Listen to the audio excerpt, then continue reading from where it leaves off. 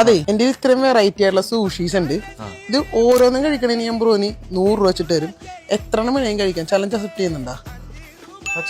അങ്ങനെയാണെങ്കിൽ എടുത്തോ ബ്രോ. അപ്പൊ ചോപ്പ് സ്റ്റിക്സ് വെച്ചല്ലേ കഴിക്കണത്? ചോപ്പ് സ്റ്റിക്ക് ഞാൻ ട്രൈ ചെയ്യാം. അതില്ലെങ്കിൽ കൈ വെച്ച് കഴിക്കുന്നതിന് കുഴപ്പമില്ലല്ലോ. 50 രൂപ തന്നാ മതി. അല്ല ചോദിച്ച കുഴപ്പമില്ല, 100 രൂപ തന്നേക്കാം.